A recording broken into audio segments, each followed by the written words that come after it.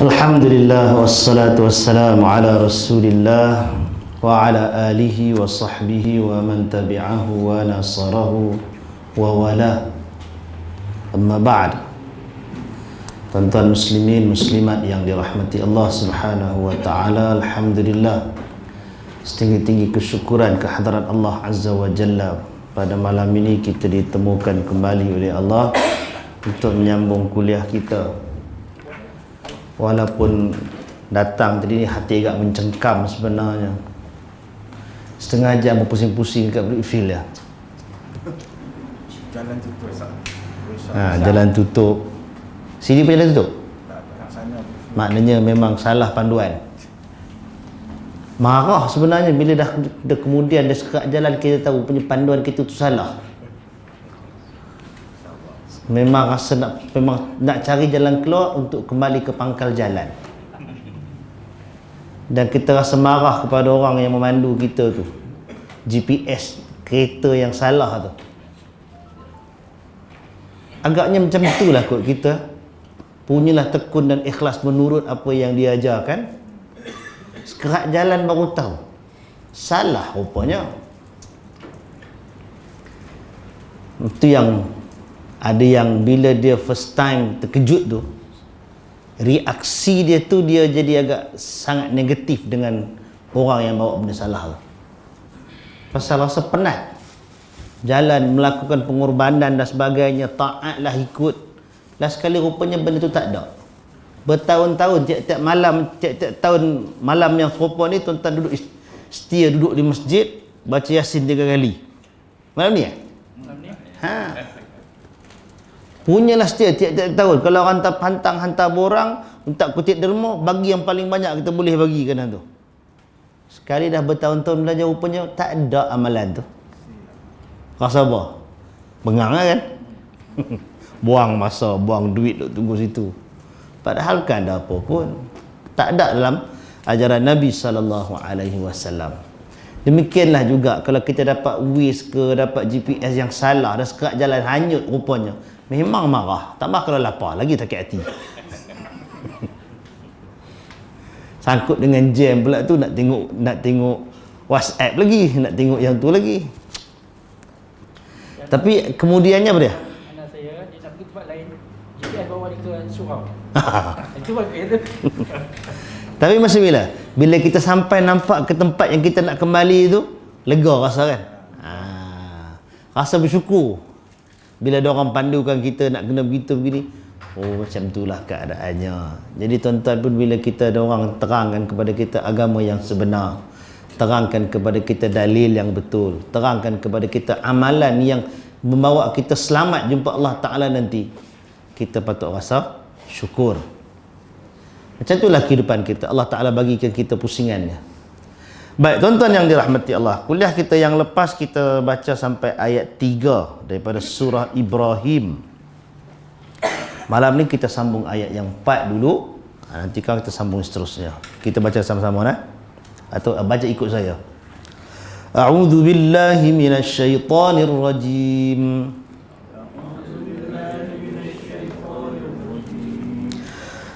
وَمَا أَرْسَلْنَا مِنْ رَسُولٍ إِلَّا بِلِسَانِ قَوْمِهِ لِيُبَيِّنَ لَهُمْ وَمَا أَرْسَلْنَا مِنْ رَسُولٍ إِلَّا بِلِسَانِ قَوْمِهِ لِيُبَيِّنَ لَهُمْ فَيُضِلُّ اللَّهُ مَن يَشَاءُ وَيَهْدِي مَن يَشَاءُ فَيُضِلُّ اللَّهُ مَن يَشَاءُ وَيَهْدِي مَن يَشَاءُ وَهُوَ الْعَزِيزُ الْحَكِيمُ. وَهُوَ الْعَزِيزُ الْحَكِيمُ. Dan kami tidak mengutuskan seorang rasul pun melainkan dengan bahasa kaumnya, supaya dia dapat memberi penjelasan dengan terang kepada mereka. Maka Allah menyesatkan sesiapa yang dia kehendaki dan memberi petunjuk kepada sesiapa yang dia kehendaki. Dan dialah, yakni Allah, Tuhan yang maha berkuasa lagi maha bijaksana. Baik, tuan-tuan yang dirahmati Allah, ayat yang kita baca ni ialah penjelasan daripada Allah Subhanahu wa taala. Satunya, Allah Ta'ala bagi tahu tentang pengutusan Rasul. Ini isu yang kita sebutkan dulu, kalau bukan di sini pun di tempat-tempat lain. Rasul itu ialah manusia yang Allah Ta'ala pilih dan Allah Ta'ala utuskan. Maksud pengutusan itu bukan Rasul tu turun daripada langit. Rasul tu Allah Ta'ala pilih dari kalangan hamba-hamba Allah, dari kalangan manusia yang lelaki. Itu pendirian Ahli Sunnah wal Jamaah. Kemudian lepas Allah Ta'ala pilih, Allah hantar malaikat Jibril alaihi salam. Tuan-tuan ingatkan bila Nabi SAW terima wahyu yang pertama di Gua Hira, Khadijah bawa Nabi jumpa Waraqah bin Naufal.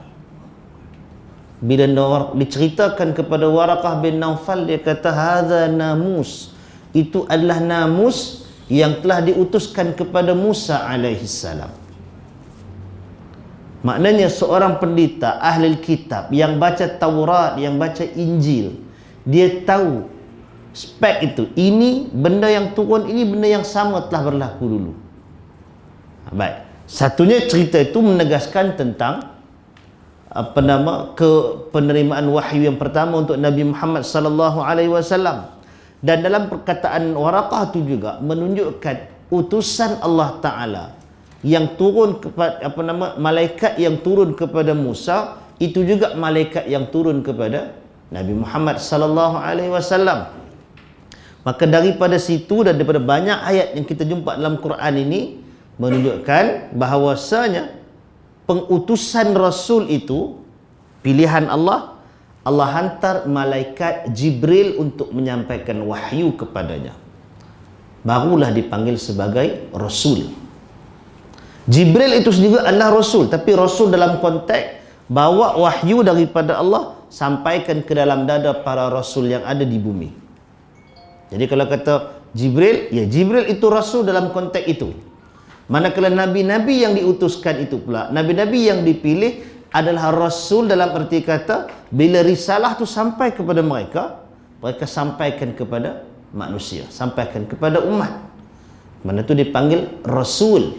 Dia punya singular, Rasul. Jamak dia, plural dia, Rusul. Ra, Sin, Lam, Rusul.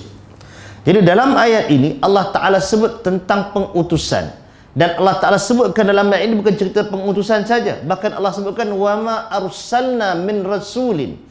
Tidak Allah utuskan seorang Rasul pun.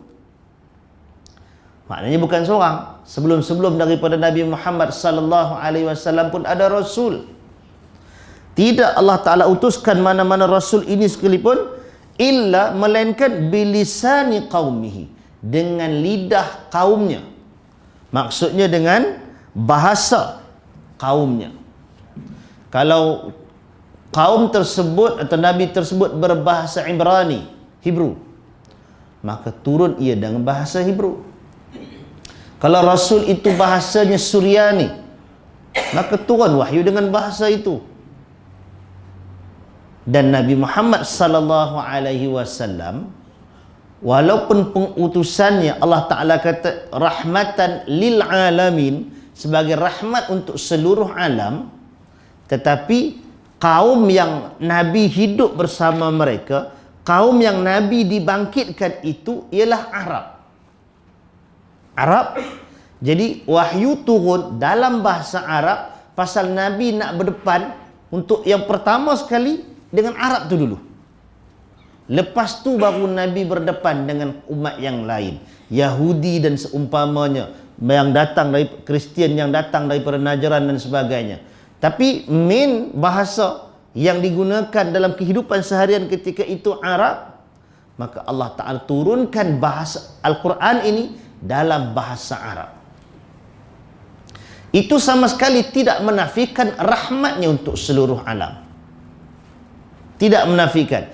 Tapi ia meletakkan Arab adalah satu bahasa pilihan Allah Ta'ala dengan pemilihan nabinya dalam kalangan Arab. Dan Arab yang ada yang diturunkan ketika Nabi turut diwahyukan tu ialah umat yang dipanggil sebagai ummi. Umat yang tak tahu bukan semua, tapi rata-ratanya tak tahu membaca, tak tahu menulis. Itu yang disebutkan dalam surah Al-Jumu'ah kan. Huwallazi ba'atha fil ummiyina rasulan. Dialah yakni Allah yang membangkitkan dari kalangan ummiyin, dari kalangan orang-orang yang tak tahu baca, tak tahu menulis ini, rasulan minhum, seorang rasul dari kalangan mereka. Rasul dari kalangan mereka itu satunya dari sudut bangsanya, kedua dari sudut bahasanya, yang ketiganya pasal di-highlightkan dalam ayat itu tentang ummi, ketidakbolehan membaca dan menulis, maka rasul itu juga ummi. Itu isyarat yang ditunjukkan dalam ayat tersebut. Baik, jadi dalam ayat yang kita baca ini Allah Ta'ala tegaskan rasul itu diturunkan dengan bahasa kaumnya. Kita akan jumpa dalam surah Yusuf, kita akan jumpa dalam surah apa saja ni yang menunjukkan Quran itu diturunkan. Kalau dalam surah Yusuf kita akan jumpa bilisanin arabiyyin mubin. Tuan-tuan tengok ayat yang pertama, yang kedua. Inna anzalnahu Qur'anan Arabiyyan. Ayat kedua surah Yusuf, sesungguhnya kami turunkan kepadanya satu Quran Arabiyyan yang bersifat Arab. Itu penegasannya. Baik, tuan-tuan yang dirahmati Allah. Apa keistimewaan bahasa Arab? Bahasa Arab ni dia bahasa yang kalau kita buat perbandingan bahasa dengan mana-mana bahasa dunia, setiap bahasa tu ada dia punya keunikan, setiap bahasa tu ada dinamika dia sendiri. Tetapi Arab ini dia punya, sebenarnya dia bukan sekadar translation, dia bukan bahasa tu sekadar satu makna. Dia pada setiap patah perkataan dengan penggunaan huruf yang ada, dia membawa kepada maksud yang berbeza-beza. Dia banyak. Kalau orang kata bukan Arab je banyak, ya bahasa lain pun ada. Kalau orang Melayu Jawa kan, orang kata Jawa, kalau pokok kelapa tu daripada pucuk sampai ke akar, setiap satu tu ada istilah dia. Pasal tak? Kalau Melayu yang standard ni, pucuk kelapa, batang kelapa, dahan kelapa, itu je lah tanda kataannya kan. Tapi kalau dalam Jawa dia punya setiap satu tu ada term dia sendiri. Demikian dengan Arab dalam benda-benda yang macam tu. Kalau unta, bila masa unta tu dipanggil naqah, bila masa unta tu dipanggil ibil, bila masa unta tu dipanggil ba'ir, unta belaka tu. Tapi unta jantan, unta betina, anak unta secara umum, unta dalam bentuk kelompok. Serupa juga dengan bulan. Bulan kan? Dalam bahasa Melayu, bulan lah. Bulan, anak bulan, bapak bulan. Ada bapak bulan? Tak ada. Bulan dengan anak bulan je. Bulan mengambang. Kan? Bulan penuh. Arab dia ada mula dengan hilal, anak bulan. Kemudian dia ada qamar. Qamar tu, moon itu sendiri. Dia ada badar. Macam malam ni bulan penuh, dia panggil badar. Tala'al badru alaina kan? Kita baca qasidah tu. Badar tu maknanya bulan yang penuh. Dia ada istilah yang lain. Juga apa kata ni? Perkataan ni, timing malam daripada maghrib sampai subuh. Perjalanan antara maghrib daripada maghrib sampai subuh tu, dia ada setiap period waktu tu ada istilah dia. Pasal tu perkataan Isra, subhanallazi asra bi'abdihi, Maha suci Tuhan yang memperjalankan hambanya. Perkataan asra itu sendiri menunjukkan ada spesifik waktu di dalam waktu malam itu. Dia bukan sepanjang malam, dia bukan hujung malam, bukan tengah malam. Ada tempoh tu. Perkataan tu, tempoh tu je dipanggil sebagai Isra. Itu maksud dalam bahasa Arab. Jadi pasal tu bila kita baca Quran, kita akan jumpa setiap satu-satu istilah tu sebenarnya dia bawa satu situasi. Yang kalau orang dia boleh hayati, dia akan rasa dia punya feel terhadap Quran tu lain. Serupa juga dengan doa yang tuan-tuan baca. Kenapa Dzil Jabarut, apa beza? Apa beza di antara Al-Jabbar, Al-Qahhar, Al-Qawi, Al-Qadir? Terjemah bahasa kita sama aja, perkasa, kuat, maha apa lagi? Itu je. Tapi setiap satu nama tu, setiap satu perkataan tu sebenarnya dia membayangkan, menggambarkan satu suasana dan situasi yang berbeza-beza. Benda ni nak feel, mau tak mau dia kena belajar Quran, belajar bahasa Arab. Bukan takat belajar cakap-cakap tu, takat belajar cakap tu, duduk Mekah dengan Bangla 3 hari duduk Mekah pandai cakap Arab dah. Bukan takat dia pandai cakap Arab, Arab kena ikut cakap style Bangla. Tak percaya pergi last sekali Arab yang cakap Arab dia kata anta mafi maklum kalam Arabi. Tak tahu cakap Arab lah. Kita pula tak reti. Tapi kalau takat yang komunikasi dia tak dapat feel tu, tapi kena belajar bahasa Quran. Belajar dia balaghatul Quran. Baru kita dapat tadabbur. Dan sebenarnya ada tesis. Ada orang buat tesis master, tesis PhD tentang perkembangan konten satu-satu istilah dalam Quran. Di zaman jahiliah perkataan tu guna untuk maksud apa? Zaman Nabi dia berkembang jadi apa? Dalam istilah syarak dia jadi apa? Dan zaman moden dia jadi apa perkataan tu? Bila kita berbahas dari sudut hukum, kita tak boleh pakai term yang ditafsirkan zaman sekarang. Kita gunakan term zaman dulu. Term zaman dia diturunkan. Dan juga setiap patah perkataan itu juga ada dia punya perbezaan. Bila kita panjangkan dia makna lain, bila kita pendekkan dia makna lain. Itu yang kita bincang dulu sikit dulu kan tentang perkataan aula mastumun nisa, ayat 6 surah Al-Maidah, tentang kamu menyentuh perempuan. Kalau sentuh saja la masa makna apa? La masa makna apa? Di situ para ulama bila dia baca dengan perkataan yang sama, dia mungkin ada 2-3 maksud dan di situ menyebabkan khilaf. Dan kalau kita tahu itu dia punya umbi ataupun asal khilaf, kita takkan pening kepala. Di situ antara rahmat dan keluasan Islam. Dan di situ juga tuan-tuan boleh faham kenapa Allah Ta'ala tak jadikan Nabi menghurai dan mensyarahkan satu-satu ayat Quran yang ada. Bayangkan kalau Allah Ta'ala nak jadikan Nabi syarahkan every single word yang ada dalam Quran. Boleh je nak buat. Tapi Nabi tak syarahkan semua. Benda tu dilepaskan kepada umat. Akhirnya kita jumpa khazanah ilmu Islam yang sangat banyak. Setiap masa akan berkembang bila orang mengkaji dan mengkaji. Jadi itu kelebihan bahasa Arab. Jadi kerana itu tuan-tuan, kalau ada kelas bahasa Arab yang proper, datang. Belajar. Sekurang-kurangnya kita boleh faham sikit-sikit 2-3 patah perkataan Quran pun jadilah. Ada cerita kat tuan-tuan, zaman saya sekolah dulu, saya suka baca surah Yusuf. Pasal kita tahu seluruh cerita surah Yusuf tu, gambaran cerita kita tahu.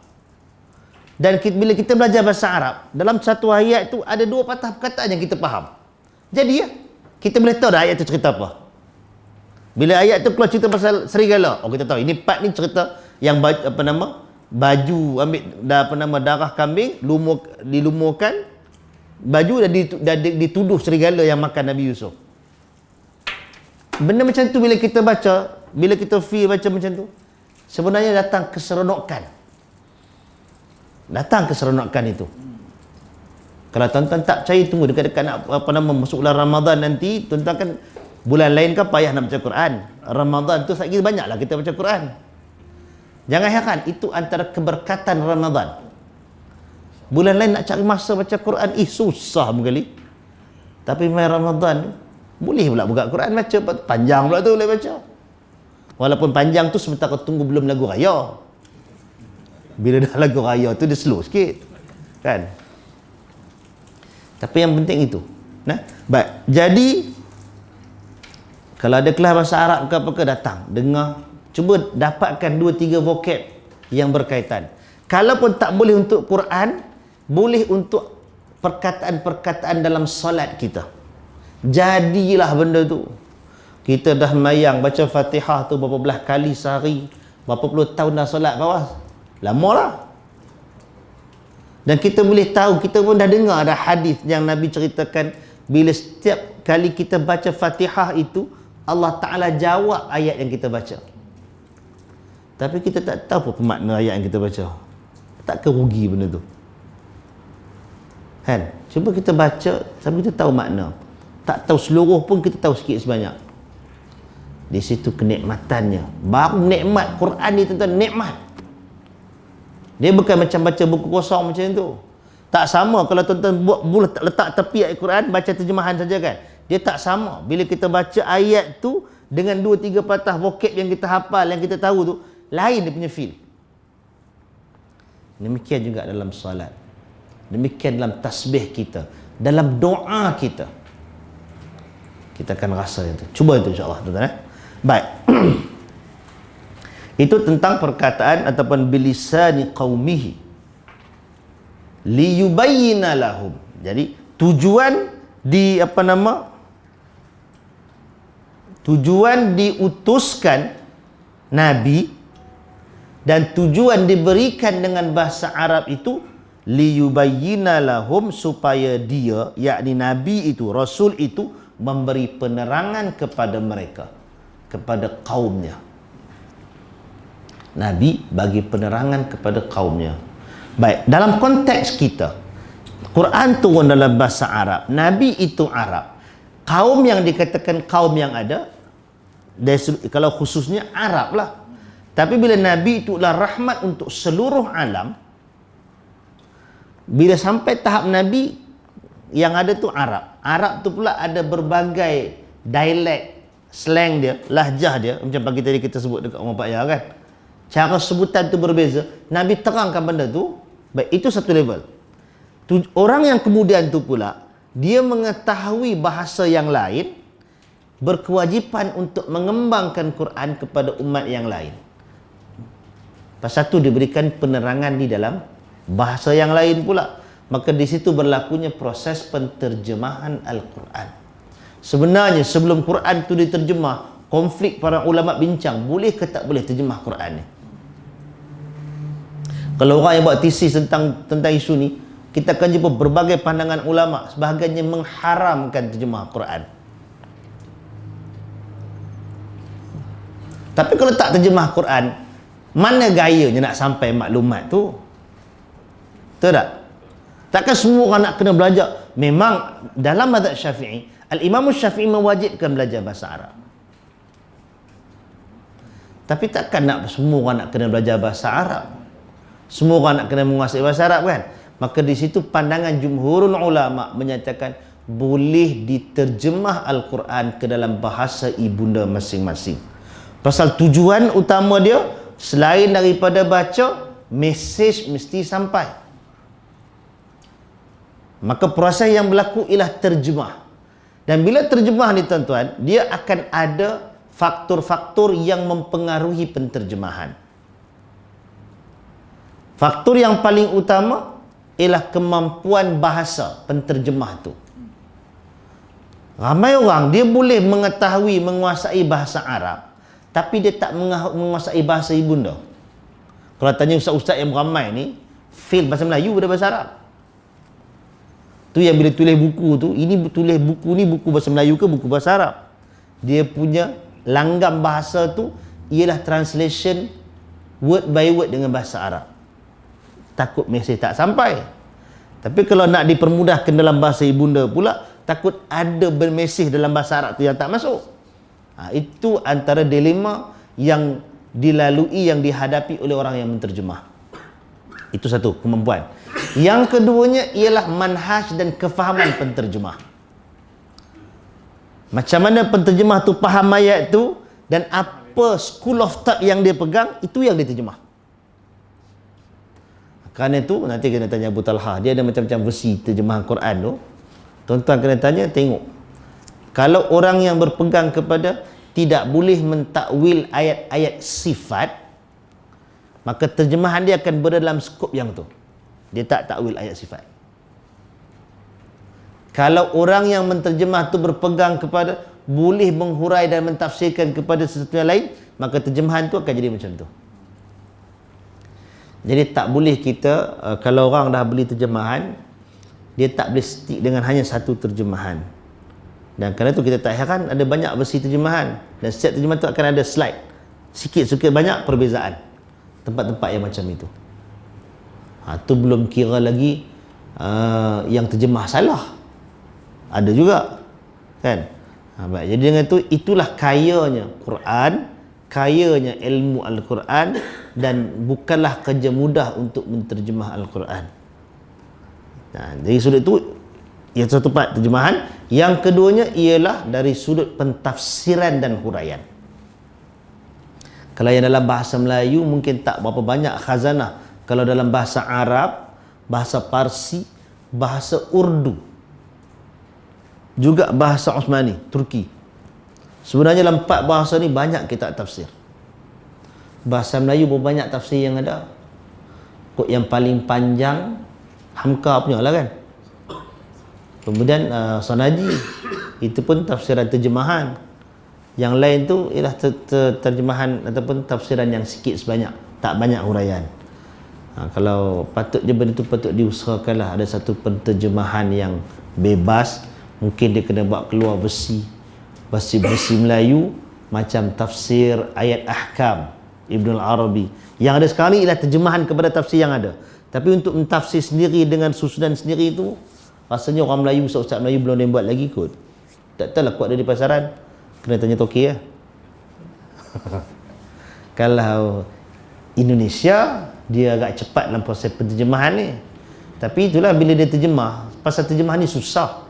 Kadang-kadang kita sangkut pada satu paragraf, dia skip terus paragraf tu. Bila kita baca yang asal, tak ada yang dalam versi terjemahan. Jadi di situ kekurangan orang yang bergantung kepada terjemahan. Jadi pasal tu orang yang hanya bergantung pada kitab terjemahan atau pada artikel dalam majalah aja, tu salah gatai buat keluar fatwa pelik-pelik. Baru kenal 2-3 hari manhaj sunnah, baca pun nak terjemahan, keluar fatwa lebih daripada orang lagi kan. Itu yang semua kelaut tu. Jadi itu antara bendanya. Tapi poin nak disebut dalam ayat ini ialah Nabi itu diutuskan untuk memberikan penerangan, al-bayan. Yang seterusnya, tugas Nabi bagi penerangan. Fayudhillullahu man yasha wa yahdi man yasha. Maka daripada proses penerangan yang Nabi bagi tadi, yang Rasul-Rasul sebelum daripada itu bagi kepada kaumnya tadi ini, Allah Ta'ala menyesatkan sesiapa yang dia kehendaki, dan Allah Ta'ala berikan petunjuk kepada sesiapa yang dia kehendaki. Tugas Nabi menyampaikan. Wa ma'alaika illal balagh. Tidak ada yang diwajibkan ke atas kamu melainkan menyampaikan. Bukan memberikan hidayah masuk dalam hati manusia. Macam itu Nabi, manusia yang dipilih oleh Allah Ta'ala, manusia yang terima wahyu itu, manusia yang berdepan dengan Jibril. Jibril ajar setiap patah perkataan Quran. Yang boleh Nabi buat ialah menyampaikan dalam bentuk yang paling baik. Tapi untuk terima, itu di luar keupayaan Nabi SAW. Nabi hanya boleh, yang dikatakan menyampaikan hidayah. Tapi untuk masuk dalam jiwa, itu bukan kemampuan Nabi SAW. Pasal itu turun ayat Allah Ta'ala menegaskan perkara yang seumpama ini.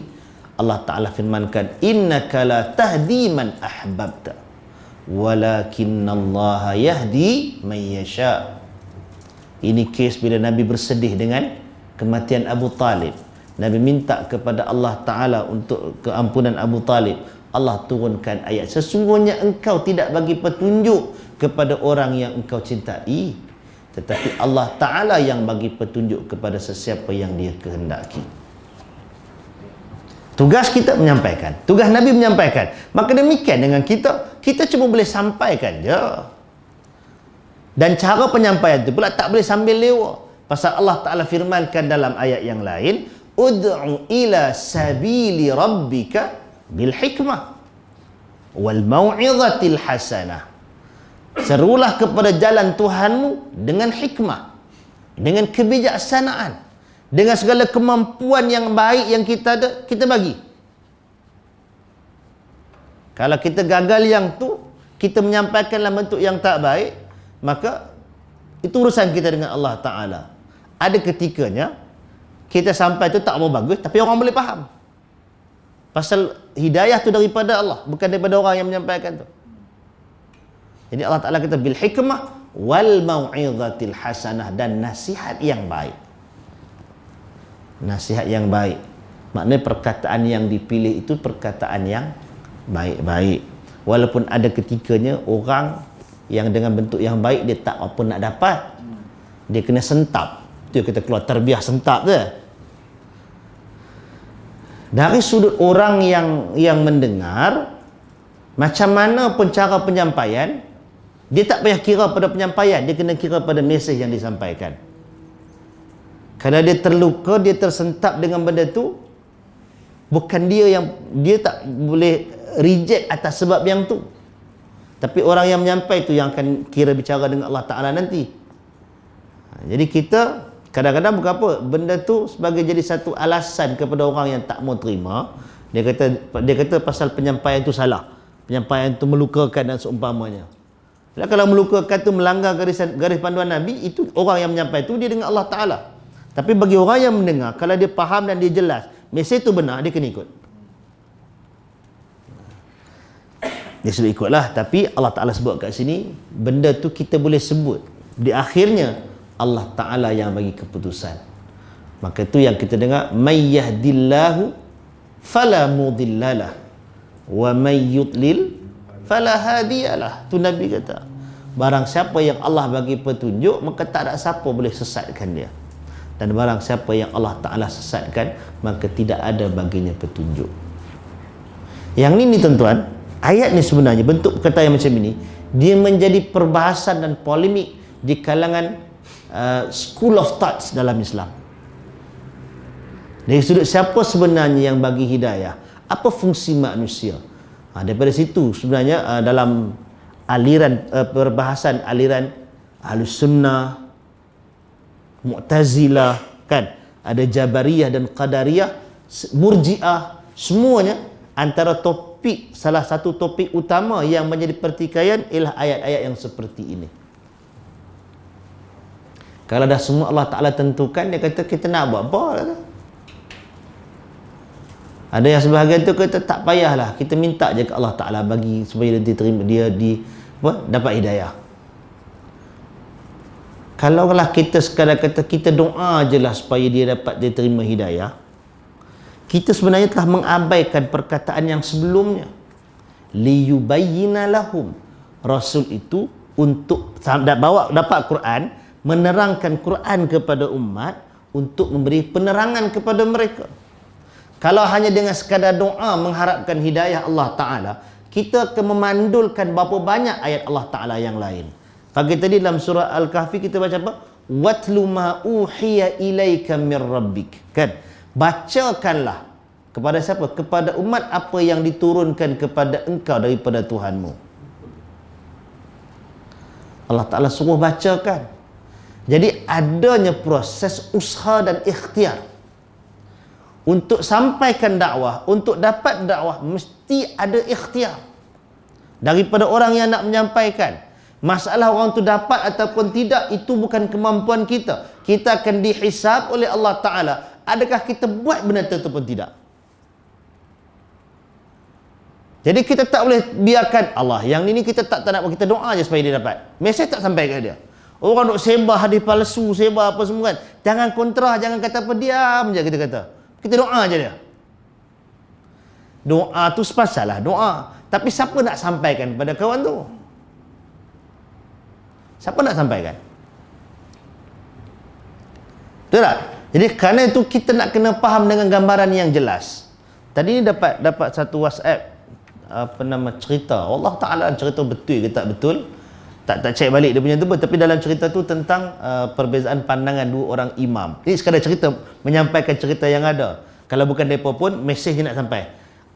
Antara Imam Malik dan Imam Syafi'i.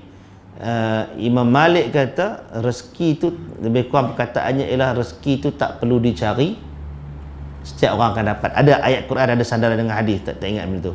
Imam Syafi'i pula dia kata macam tak, kena usaha baru dapat rezeki, baru dapat makan.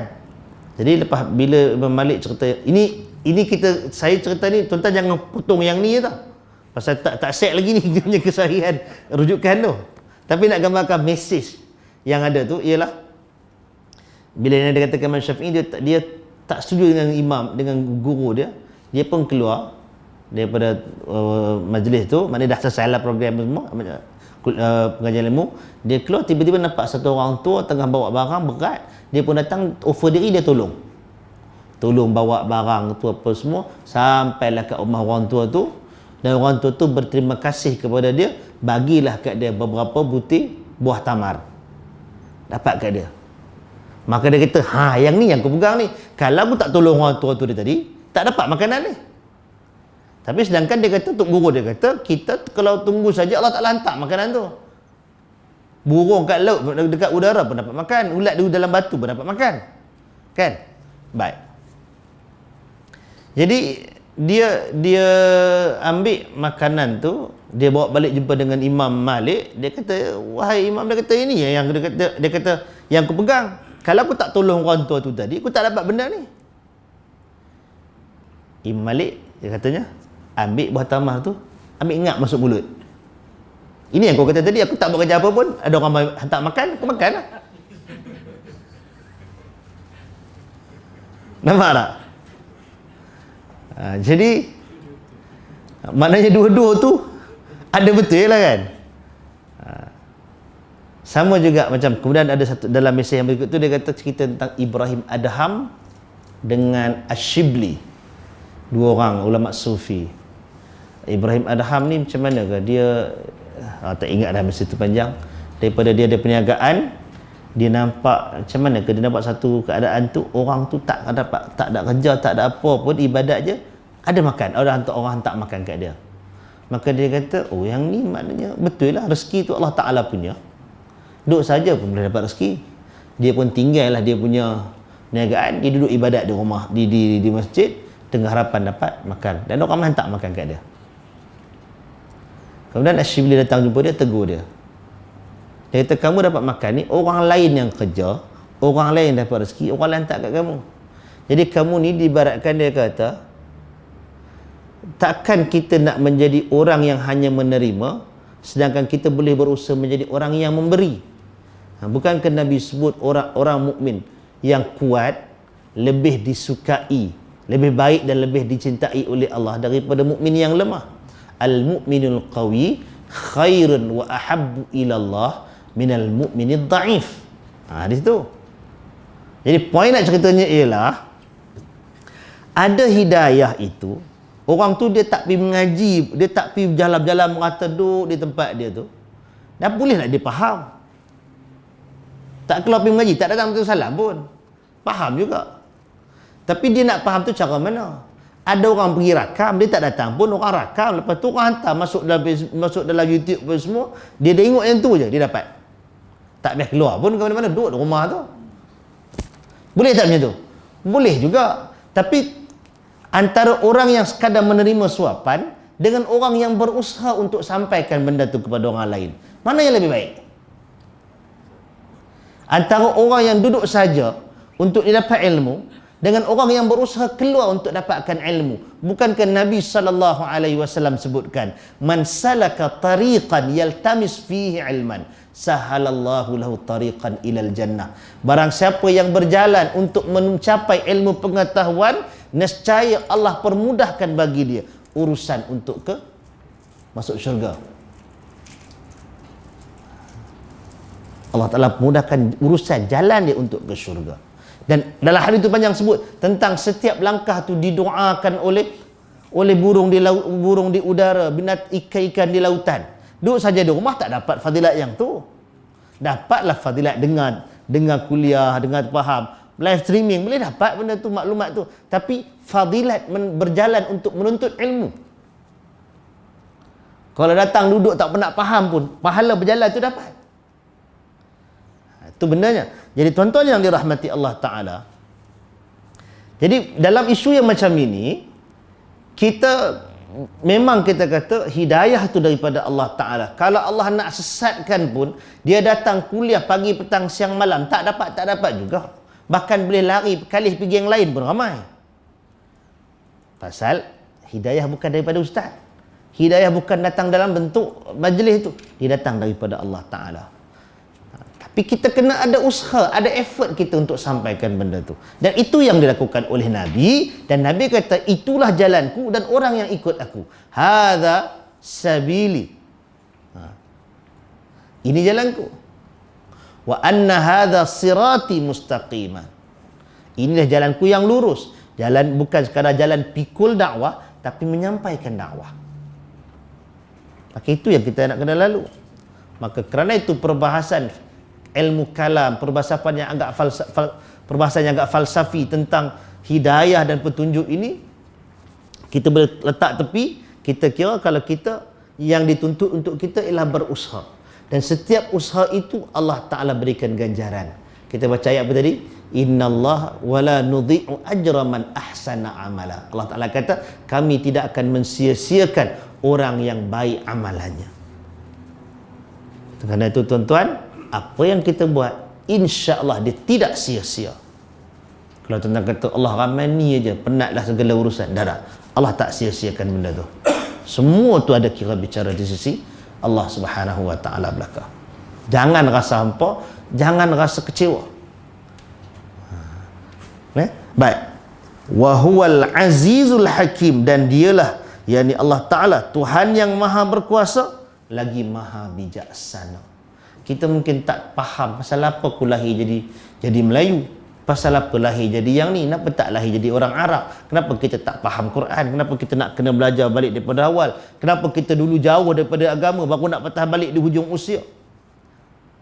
Kita tak tahu hikmah yang Allah Ta'ala bagi. Tapi bila kita berada di atas laluan Nabi, jalan yang untuk memahami Quran dan Sunnah, kita kena faham Allah maha bijaksana mengatur cara kehidupan kita, dan kita takkan cuba lompat lari ke tempat lain. Ini laluan kita.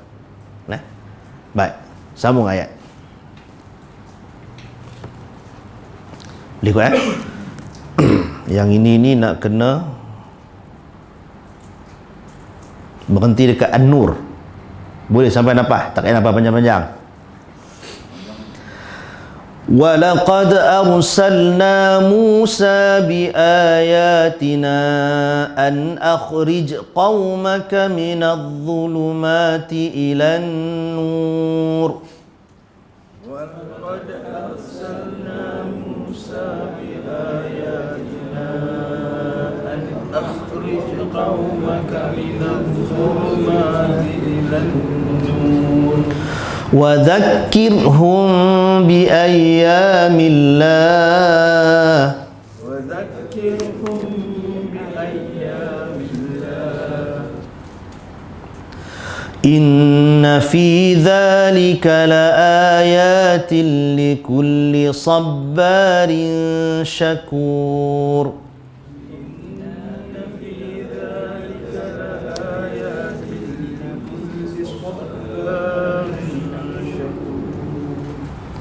Baik.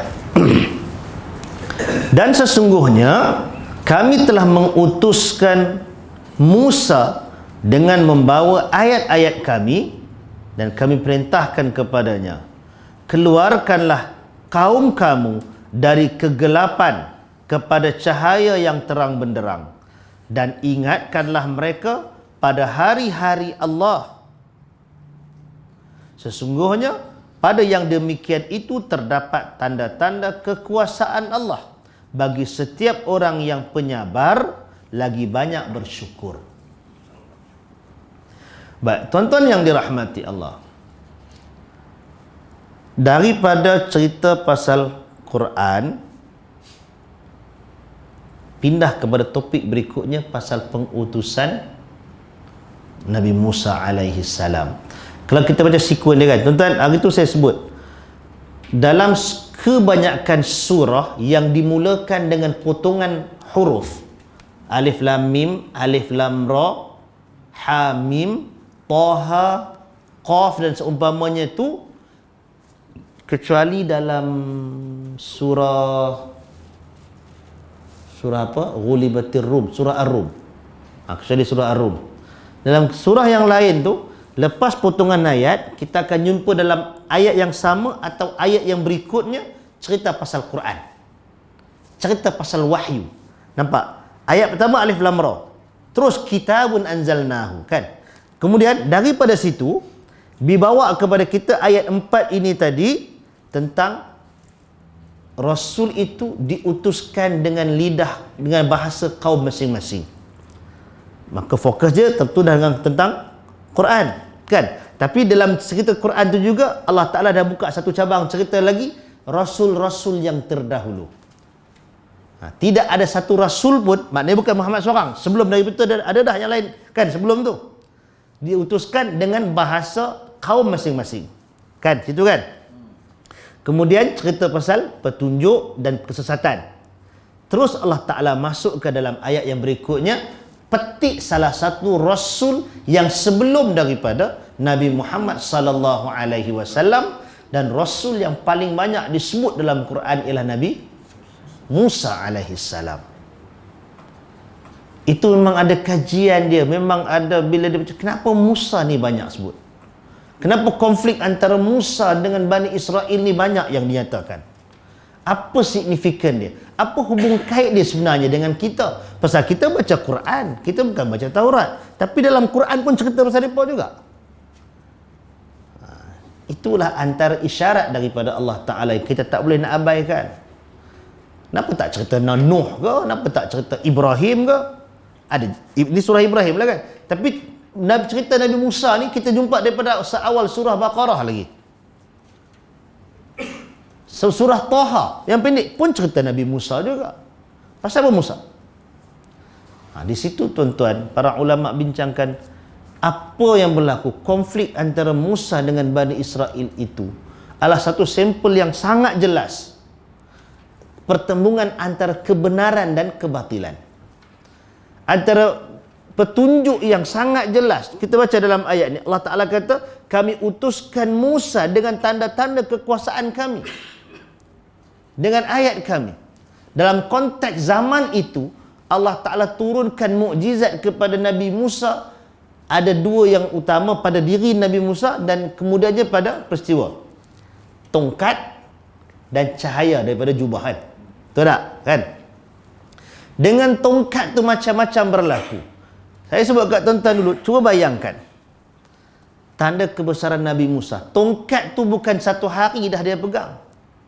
Start daripada dia gembala kambing dekat Madian, kan Nabi Musa kan sampai dia tolong dua orang anak dara tu ambil air apa semua tu, balik jumpa dengan orang tua yang disebutkan oleh ramai ulama sebagai Nabi Syuaib. Menikahlah Nabi Musa dengan salah seorang anak perempuan tu. Mahar dia apa? Kena bela binatang kan, kena bekerja dengan Nabi tu 8 tahun. Lagi 2 tahun ekstra bonus. Start tu dah pegang tongkat tu. Bila balik keluar daripada Madian untuk pergi ke Mesir, tongkat yang duk pegang itulah Allah Ta'ala suruh. Allah Ta'ala tanya, wa ma biyatilka biyaminika ya Musa. Benapa yang kat tangan kamu tu Musa? Macamlah baru hari tu pegang tongkat. Tak kan? Tapi nak tunjukkan apa episod seterusnya dengan yang berkaitan dengan tongkat tu. Orang filem dia patut faham kan sekuen cerita tu apa, kenapa angle tu dipilih. Tak? Kenapa kamera dia pandang dia susut tu? Ada benda nak highlight. Kalau TV Korea, gambar Korea dia akan tayangkan aksi mesti pegang handphone Samsung. Tak? Macam mana punya canggih pun bawa kereta mesti buatan Korea. Pasal nak highlightkan barangan tempatan dia, nak highlightkan kemajuan teknologi dia apa semua kan. Ada signifikan pada setiap scene yang ada. Maka cerita Nabi Musa ni, tongkat tu kalau logik akalnya, apa sebab tongkat tak ada benda lain ke? Kan? Tapi Allah Ta'ala nak begitu selepas daripada tu, tongkat itulah kegunaan dengan environment dia, belah kambing umpamanya, tongkat dia pegang kan. Dan Allah Maha mengetahui benda tu, tongkat tu ada kat tangan Nabi Musa. Cuma kenapa tanya pula? Tanya bukan pasal Allah Ta'ala tak tahu. Tapi nak highlightkan cerita tongkat tu. Maka tongkat tu, kata Nabi Musa, ini tongkat yang aku gunakan untuk bersandar padanya dan untuk aku halau kambing-kambing ni, wa ahushu biha ghanami. Nak panjangkan dialog tu, cerita tu kan. Lepas tu Allah Ta'ala suruh apa tongkat tu? Fa'alqi asak. Lempar tongkat kamu. Tongkat yang selama tu dah dicerita dia pegang untuk bergantung, bersandar. Penting tuan-tuan, tongkat ni pengalaman saya masa khutbah. Tahun bila tu yang peristiwa takbir? Saya khutbah raya. Khutbah tu punya bagus punya speech pasal geram kan. Pasal takbir. Baru baca ayat wa ma naqamu minhum illa ayyuminu billah kan. Tak sampai tu. Wa ma naqamu minhum, berhenti dekat tu. Macam ada fuse putus kat dada ni. Stop slot tu tak boleh cakap, tak boleh bernafas. Kalau tak pegang tongkat masa khutbah tu, jatuh dah. Pegang tongkat, sempat pegang tongkat macam tu, duduk dalam beberapa saat, orang di bawah tu dah kata, yang ni ustaz ni padam nampak. Kok kena heart attack ke apa ke? Memang peluh dah masa tu. Turun orang lain ganti. Itu yang ada pengalaman masuk AJN tu. Rupanya bukan dah blokir, sihat walafiat sampai hari ni hidup lagi. Tapi nak cerita anxiety. Dia kita punya naik share tu, dia menyebabkan dia punya macam ada fuse putus. Tapi nak cerita tongkat tu penting sebenarnya. Bila orang yang bekerja dia letih, dia pegang tongkat. Kan? Tongkat yang dia punya tu Allah SWT lempar. Pasal apa pula nak lempar? Maka tongkat itu fa idza hiya hayyatun tas'a. Tiba-tiba dia bertukar jadi ular yang bergerak. Nampak tak sikun cerita tu? Pasal Nabi Musa berjalan, kemudian tongkat itu bertukar menjadi ular yang bergerak, bukan ular statik macam tu. Kalau ular getah, dia statik dia macam tu, orang terkejut macam tu, tapi dia bergerak. Cerita ular tu bergerak, tuan-tuan, episod tu kalau kita sambungkan dengan episod pertandingan antara Nabi Musa dengan ahli sihir, ternyata ahli sihir mengetahui tongkat tu betul-betul tukar jadi ular. Tak ada lah material dia kayu ke apa, tak ada. Dia memang ular. Hayyatun tas'a. Sedangkan ahli sihir yang dia lempar tali itu, tali kekal sebagai tali. Tali itu memang tali. Tapi yukhayyalu ilaihim. Dikhayalkan kepada mereka, orang yang melihat tali itu, semua nampak tali itu macam ular. Itu yang dipanggil silap mata. Magic. Yang kita nampak kat luar ni, semua tu cerita tu, semua silap mata. Dia tak berubah jadi perkataan asal dia.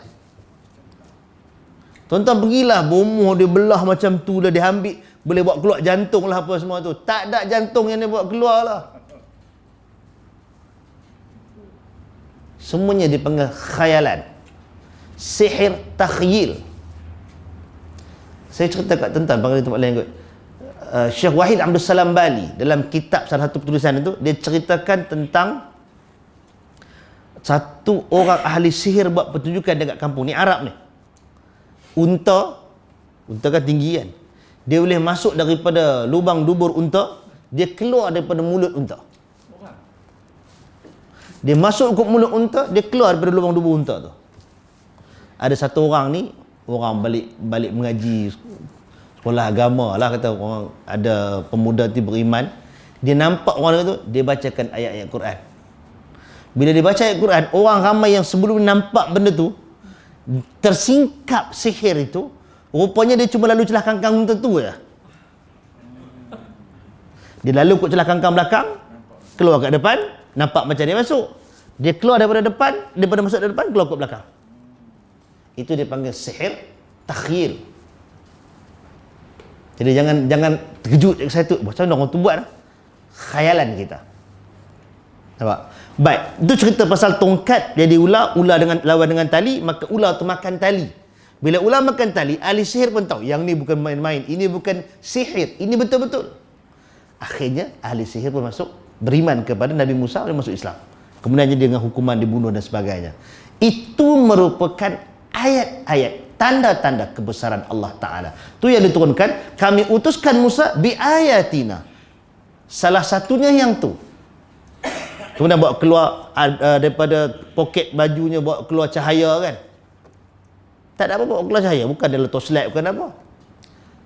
Tongkat itu juga bila diketukkan pada batu terpancar 12 mata air. Cukup untuk kabilah Bani Israel yang ada. Tak berebut dah. Tongkat yang sama bila ketuk di tepi pantai, maka terbelah jadi 12 laluan. Laut Merah. Semua lalu kat situ tu. Tentera Firaun sempat. Pasal tu jalan kaki dengan segala heret kambing, heret binatang, ada bawa budak, barang-barang lambat lah kan. Tentera berkuda, tentera Firaun ni sempat kejar ni. Kejar hampir dekat. Bani Israel lepas pantai sana. Tentera Firaun dah sampai tengah-tengah dah.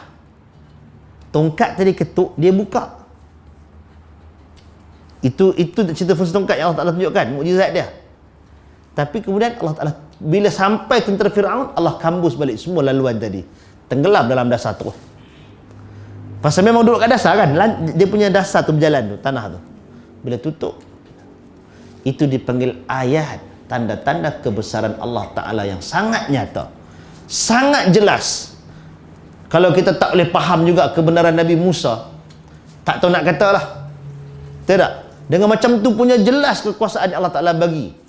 Kalau kata mukjizat Quran ni, bukan kata mukjizat Quran tak hebat, tapi kita nak kena ta'akul, nak kena belajar, nak kena faham, nak kena berfikir, baru kita nak explore, baru kita jumpa dengan segala kehebatan yang ada.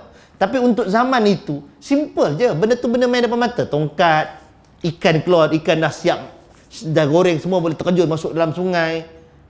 Boleh sungai, masuk dalam laut kan. Tu orang panggil ikan, orang Melayu kata panggil ikan sebelah. Asal usul ikan yang dah kena goreng, makan sebelah. Tak tahulah mana datang idea tu. Tapi nak gambarkan bahawasanya dengan tanda-tanda ini dia ada pada Nabi Musa alaihissalam. Allah Ta'ala kata dengan apa yang ada tu, an akhrij qaumaka, untuk kamu keluarkan umatmu, kaummu, minadh-dhulumat, daripada kegelapan yang banyak, kegelapan perhambaan. Manusia bila sekian lama duduk dalam sistem perhambaan, duduk dalam keadaan yang lemah dan ditindas, dia semua segala-galanya tertindas. Segala-galanya duduk di bawah, rendah. Orang akan pijak-pijak macam tu je. Punya lama duduk di tempat yang bawah tu, dia senang rasa tertindas. Tapi dalam masa sama, kejahatan tetap juga ada kan. Jadi kegelapan perhambaan, kegelapan sistem pemikiran yang lemah, kegelapan untuk mencari-cari kebenaran, tak jumpa cari. Di situ kegelapan tauhid. Maka datang Nabi Musa alaihissalam, bawa keluar daripada berapa banyak kegelapan yang ada. Ditugaskan oleh Allah Ta'ala kepada Nabi Musa untuk buat yang tu.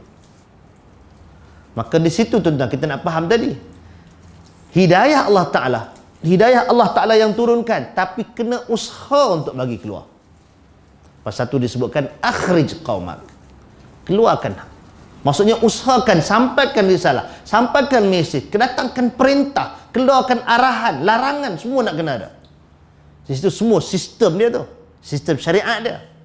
Tak boleh dibiarkan. Pasal tu agama ni tak boleh dibiarkan kita nampak orang tu, kita doa sudahlah. Tak ada. Dia kena ada effort untuk ke arah tu, perubahan tu. Dia tak boleh menyerah kalah. Kalau kita tak buat pun bukan pasal kita tak buat, apa kita tangguhkan, mungkin ada strategi. Tapi nak kata kita kena biar, tak boleh. Dengan mengharapkan tak apalah, kita doa Allah Ta'ala bagi hidayah. No such thing pemikiran macam tu. Dia tak sama dengan apa yang Quran tunjuk. Baik. Keluarkan daripada kegelapan. Dari sudut ayat ni tuan-tuan, perkataan gelap itu digunakan kalimat jamak, plural, zulumat. Zulmatun, satu kegelapan. Zulumat maknanya beberapa kegelapan. Kalau zulmun itu kezaliman. Jamak dia pun bukan zulumat juga. Dan Nabi sebut az-zulmu zulumatun yaumal qiyamah. Kezaliman itu ialah kegelapan-kegelapan pada hari kiamat. Hari kiamat nanti gelap. Melainkan orang yang dapat cahaya daripada Allah Ta'ala. Dan antara yang menyebabkan kita gelap di hari akhirat ialah kezaliman yang kita buat ketika di dunia. Baik, daripada ayat ini Allah Ta'ala kata, keluarkan kaum kamu daripada kegelapan yang banyak itu ila nur. Satu je cahaya. Tak digunakan perkataan jamak bagi nur, ialah anwar. Nur satu, nurani dua cahaya. Anwar plural dia, cahaya-cahaya. Tapi gelap tu banyak, cahaya tu satu je. Dapat cahaya tauhid mengikut petunjuk Nabi, clear. Satu tu je cahaya. Cahaya yang dimasukkan ialah beriman dengan Nabi yang diutuskan, yang bawa kita kepada tauhid. Itulah cahaya yang clear. Dia tak boleh orang kata kita tauhid juga, tapi kita ikut jalan lain daripada Nabi. Tak ada. Pemikiran macam tu tak ada. Dia punya jalan tu ialah menuju Allah Ta'ala dengan laluan Nabi. The only siratan mustaqima fattabi'uhu. Jalan yang lurus, maka ikutilah dia.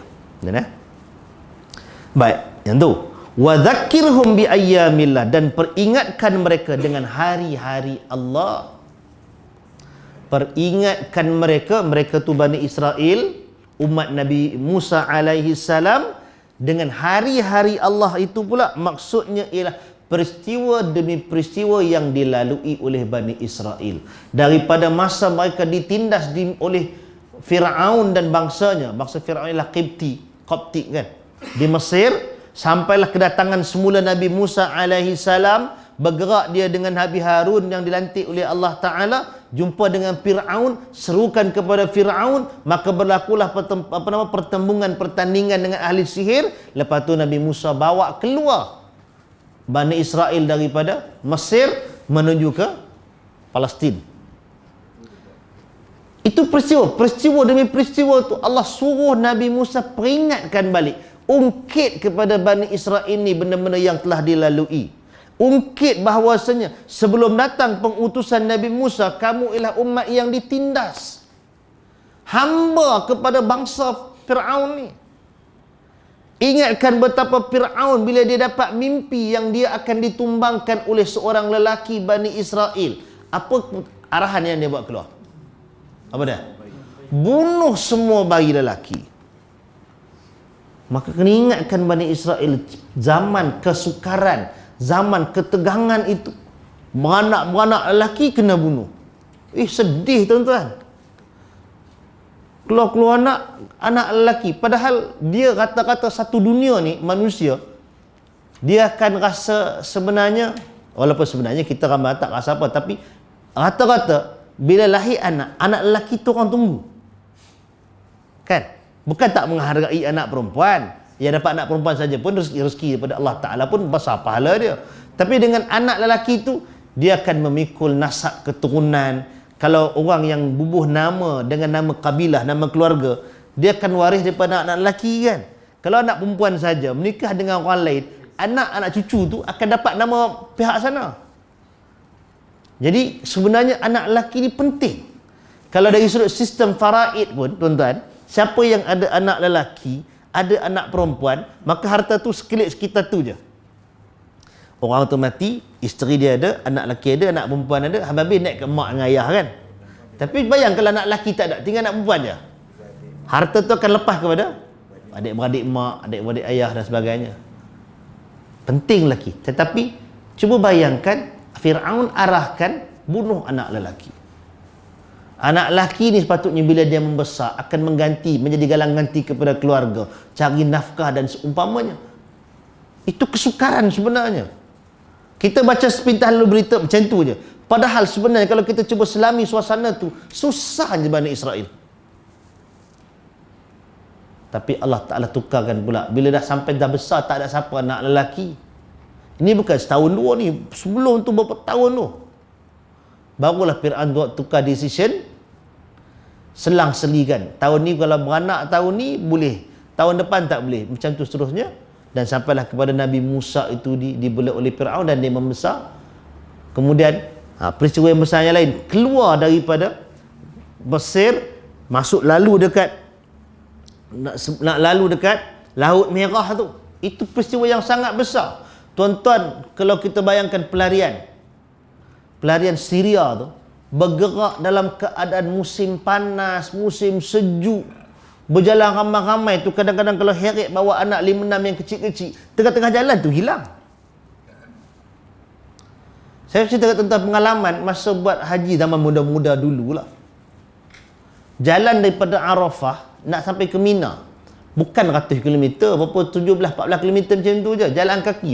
Berapa ramai orang jalan kaki ni, bergerak jalan tu dekat 20 orang, sampai sekerat jalan ni hilang, tak ada siapa dah, tinggal seorang-seorang. Punya ramai. Bila berjalan depan sikit, jumpa balik seorang. Jumpa seorang jalan, pegang tangan tu jangan menghilang. Nampak orang depan, pisah hilang terus. Pagi esok nak meluntar, baru nampak seorang kot tu, seorang kot ni. Baru nampak, yang tak jumpa sampai lepas malam baru jumpa. Itu antara risiko bila bergerak ramai-ramai macam ni. Bukan sikit je keluar ni. Jadi itu cabaran. Dah tu dah ada orang kejar pula tu. Dah berdepan dengan Laut Merah pula. Macam mana ni? Laut dekat depan, Firaun kat belakang. Ketuklah tongkat tu tadi. Jalanlah ramai-ramai. Tril tak tril? Lalu dalam dasar laut. Lalu kat dasar laut, air dah nampak tepi ke kanan ni. Kita jalan ke akuarium ataupun perak kan, orang kata. Ui, nampak ikan kot ni. Kan? Itu baru ada cermin. Yang ni live jalan tu. Ikan apa yang ada? Laut Merah tu dengan segala ikan tu ada. Piranha pun ada kawasan. Boya pun ada. Bayar tu intai tu kan. Kita pun tak. Elok. Jadi kengerian suasana ini kalau air di tengah-tengah jalan tumpah ke jadi kan. Lemas. Tapi nampak bergerak jalan tu dengan cabaran hidup macam tu. Selamat sampai. Yang kejar pula tenggelam tadi. Allah suruh Nabi Musa peringatkan hari-hari yang seperti itu. Selamat daripada penindasan, selamat daripada kejahilan, selamat daripada kesyirikan. Dapat panduan seorang Nabi. Menang dalam pertandingan lawan ahli sihir pakai ikut, mati pula ahli sihir tu. Dah selamat ni, duduklah dekat dataran Saina itu. Lepas tu dapat al-manna was-salwa. Allah Ta'ala hantar makanan daripada langit. Tuan-tuan, duduk saja dapat makan. Tak kalut nak pergi berkata-kata dah. Macam tu pun Bani Israel nak apa? Tak puas hati lagi, bosanlah makan makanan syurga. Nak minta makan, nak apa dia? Nak makan dengan onion, bawang besar, nak makan dengan kacang dal. Rupa nak makan kuah dalca juga. Partu. Alman min basaliha wa min adasiha wa basaliha wa fumiha wa adasiha wa basaliha kan. Dengan bawang putih, garlic. Nak ada juga benda tu. Rupa nak bercucuk tanam.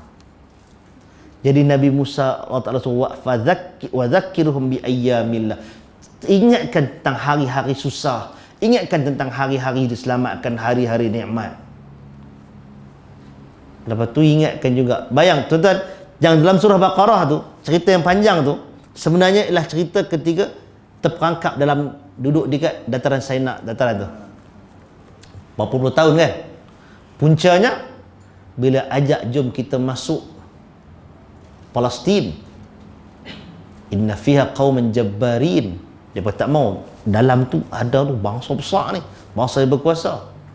Disebut bangsa Palestin atau yang kita sebagai bangsa Arab yang duduk kat situ. Nak suruh pergi ke masuk sana memerangi kaum itu.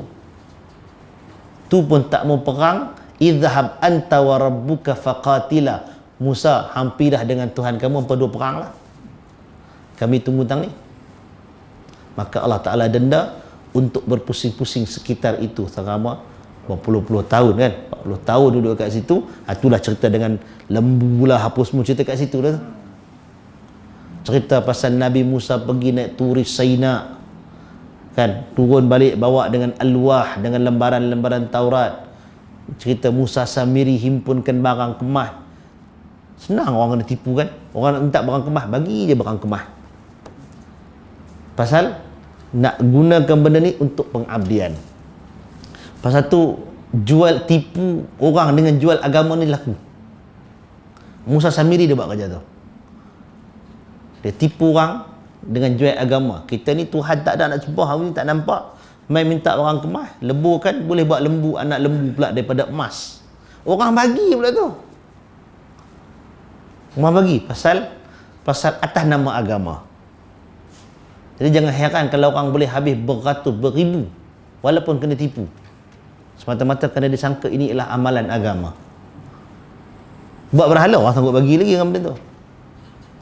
Baik, jadi Allah Ta'ala sebutkan kepada Nabi Musa, ingatkan, ungkit balik, inna fi dzalika la ayat.